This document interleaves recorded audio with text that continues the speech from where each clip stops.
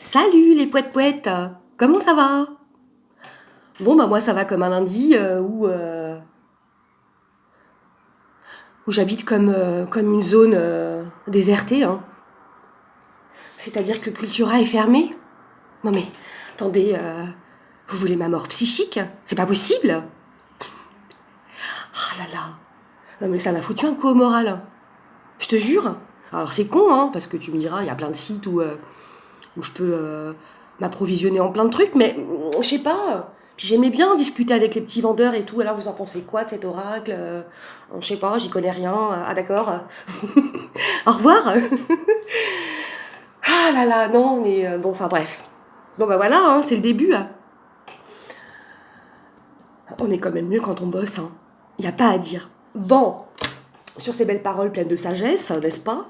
Je vais te faire une petite présentation d'un oracle super super beau, mais avant, un petit peu d'histoire. Alors, j'ai pas appris par cœur, du coup, j'ai mon ordi à côté. Qui est Bodhisattva Kuan Yin, déesse de la compassion? Parce que c'est ça que je vais te présenter. L'oracle de Kuan Yin. Cherche pas. S'il m'a tapé dans l'œil, c'est forcément pour une raison. Et tu sais, le truc qui s'est levé, puis poung dans l'œil. Non, mais des fois, je suis très. Alors, écoute bien. Alors, nanana. Alors, déjà, qu'est-ce que ça signifie Bodhisattva? Il s'agit d'un terme sanskrit qui indique, dans le bouddhisme Hinayana, le rang du niveau spirituel entre le niveau d'Arat et le niveau de Bouddha. Plus simplement, cela signifie qu'elle a obtenu l'éveil, mais qu'elle a préféré s'arrêter ici, afin de ne pas atteindre le rang de Bouddha et pouvoir partager son enseignement avec les hommes, afin de les aider. Signification de Kuan Yin.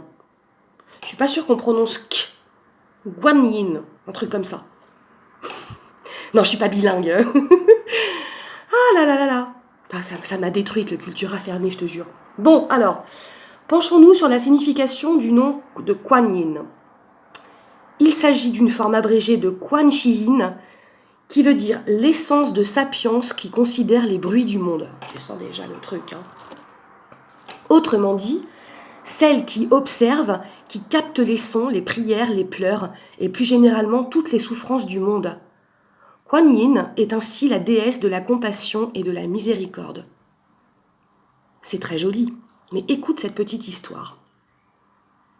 Il y a de longues années de cela, le roi Miao Zong, d'un petit état chinois, avait 3 filles qu'il souhaitait marier plus que tout, afin de s'approprier de nouveaux biens matériels. Mais la Benjamine, Miao Shan, avait autre chose en tête. Elle souhaitait devenir une nonne bouddhiste et améliorer sa culture spirituelle afin de délivrer, de sauver le monde. Le roi, qui ne l'entendait pas de cette façon, l'abandonna. Il est méchant, hein? Les années passèrent, puis le roi fut proche de la mort. Un vieux moine de passage au royaume lui expliqua qu'il devait boire une potion distillée des bras et des yeux d'une personne disposée à les donner pour espérer guérir. Le roi demandant tout simplement à ses filles plus âgées de l'aider. Celles-ci refusèrent et le moine invita alors le roi à s'adresser à un messager pour plaider son salut auprès de la bodhisattva de la compassion qui vivait alors au sommet de la montagne parfumée. Ce moine n'était en réalité qu'une transformation de Miao Shan. En effet, après son exil et des années de pratique spirituelle, elle était devenue une bodhisattva. Très à l'écoute de tout ce qui l'entourait, elle avait alors entendu parler de son père mourant et s'était empressée de se transformer en moine pour aller le conseiller. Une fois arrivé au temple, le messager du roi fut reçu par Miao Shan en personne, qui lui indiqua que cette maladie était une punition pour les péchés passés du roi. Elle ajouta cependant qu'étant sa fille, elle se devait de l'aider et retira alors ses yeux et se coupa les bras pour que le messager puisse les apporter au roi. C'est ainsi que le roi se rendit en haut de la montagne parfumée. Ah non, pardon, j'ai oublié une phrase, excusez-moi. Le moine put alors préparer l'élixir afin de guérir le roi. Celui-ci, très heureux, remercia le moine, qui lui répondit simplement « Remerciez plutôt la personne ayant fait ce sacrifice pour vous sauver ». C'est ainsi que le roi se rendit en haut de la montagne parfumée et fut très surpris d'y retrouver sa fille, sans bras et sans yeux, présidait des centaines de disciples. Il prit alors conscience de la souffrance que sa fille s'était infligée pour lui.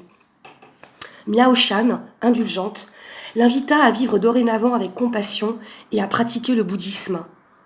Certaines légendes racontent qu'à cet instant, il y eut un éclair de lumière qui les entoura pendant qu'elle se transforma en une image divine de bodhisattva avec des yeux et des bras restaurés. C'est super poétique, c'est super beau, ça me plaît grave et du coup, voilà. Petite introduction pour te présenter cet oracle très poétique, très beau, très féminin, donc de notre amie Alana Fairchild, n'est-ce pas, qui, voilà, bénédiction, conseil et révélation du féminin divin. Nous, quoi. Alors, comment ça se présente? Donc, toujours les super boîtes, hein. Voilà. Le super livret, alors j'avoue, j'ai jeté un œil. Bon, c'est très, de toute façon, c'est d'inspiration bouddhiste, hein, clairement, mais c'est pas parce que t'es croyant que t'es fermé au reste. Ah, pas du tout, j'ai envie de dire. Hein. Bon, tout est ouvert. Hein.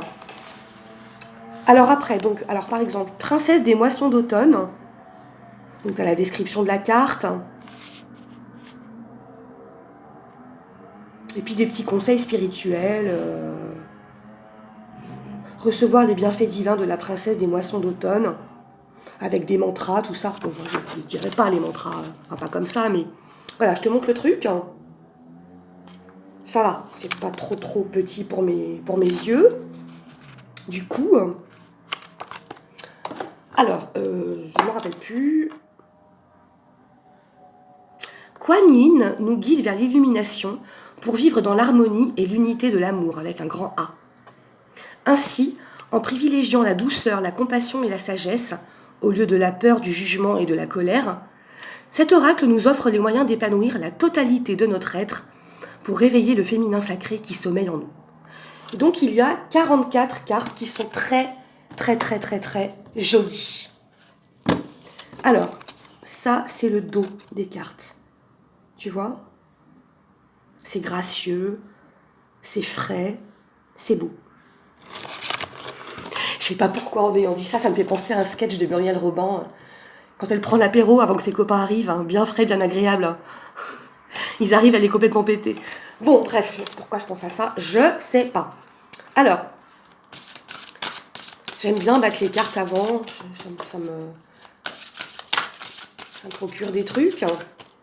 Ça va pas du tout être dans l'ordre. Ça n'a aucune importance. Et on va commencer par les portes du paradis.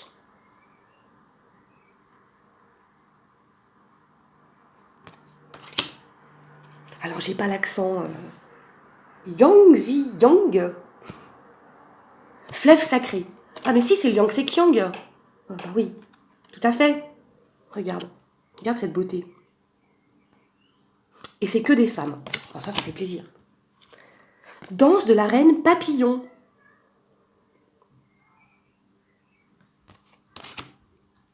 Le Tao.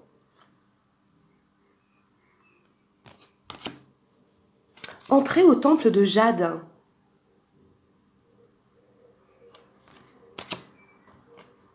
Tissé d'or l'avenir. Dynastie de la mère divine. On en prendra une au pif et puis je te lirai pour que tu te fasses une idée de quoi ça cause. Lune de bambou. Son de la flûte ardente. Le livre des changements. C'est joli, hein? Sœur Saule pleureur. Les 8 immortels.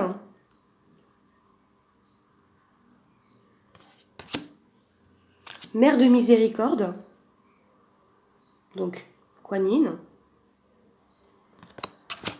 Mère ardente. Le trône de lotus.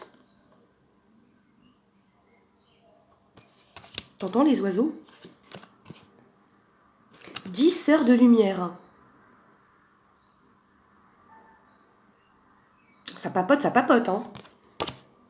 Sœur des floraisons d'étoiles.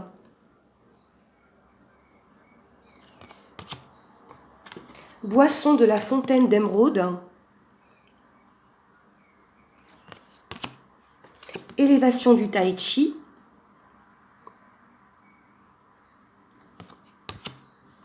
À la montagne céleste.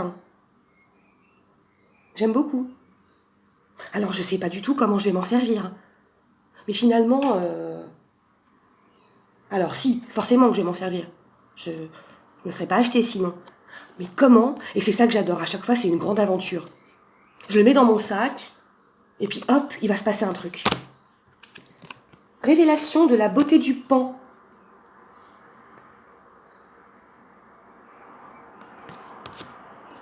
La Vierge Magou, ou Magu.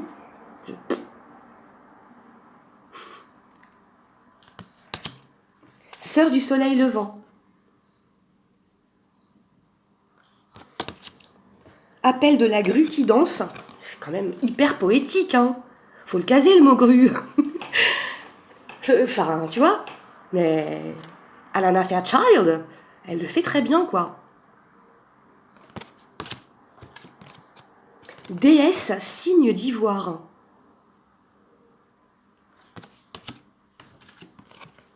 Tisser le divin fil de soie. C'est vraiment gracieux. Après, il faut aimer le design chinois, asiatique. Moi, j'adore. J'adore, donc bon. Vallée des ombres.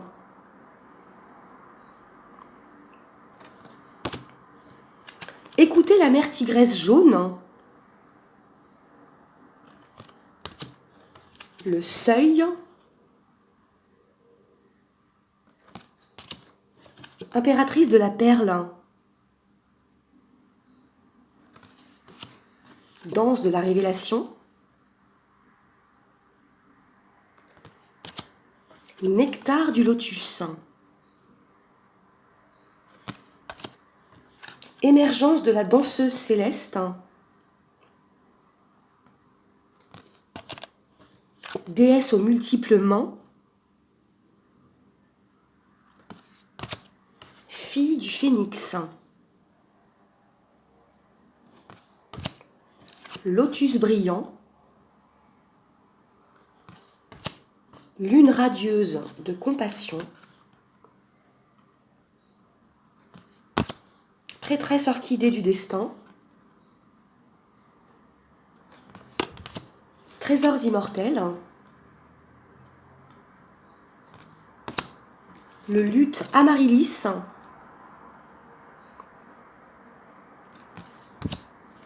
Princesse des moissons d'automne. L'impératrice Yin. Bénédiction de la Vierge lunaire. Mer au lotus turquoise. C'est vachement beau. Et puis il y en a une qui est toute blanche. Alors, je pense qu'elle sert à rien. Enfin, j'ai pas vu dans le bouquin une page spéciale. Ah bah tiens, on va prendre celle-ci pour voir. Donc c'est la numéro 12. Alors, hein? Oh non, c'est 42. Oh là là. Ouais, mais pourquoi c'est écrit si petit aussi, hein? 42. Alors, mer au lotus turquoise. La mer au lotus turquoise vous offre des soins précieux en ce moment même. Permettez-lui de vous sortir de vos problèmes, amis très chers. Un ancien schéma est en train de mourir, quelque chose de très lourd venant de votre passé. Cela peut sembler une période des plus difficiles pour le laisser partir, alors que cela vous demande encore tellement de temps, d'attention et de concentration. Ne doutez cependant pas, vous avez appris les leçons que cela impliquait, et vous êtes maintenant doté d'une opportunité de recevoir la guérison karmique. Bon bah moi perso ça me parle, complètement. Il n'y a pas de hasard de toute façon. Alors, certaines leçons sur notre chemin spirituel tranchent à vif au cœur de notre être, constituant un défi si profond que même si nous avons compris et pratiqué la sagesse, nous continuons à lutter pour nous détacher de leur emprise. Quels que soient nos efforts, nous sentons que nous ne serons jamais capables d'abandonner complètement le problème, et quels que soient nos progrès, il reste toujours un fil du passé qui nous retient.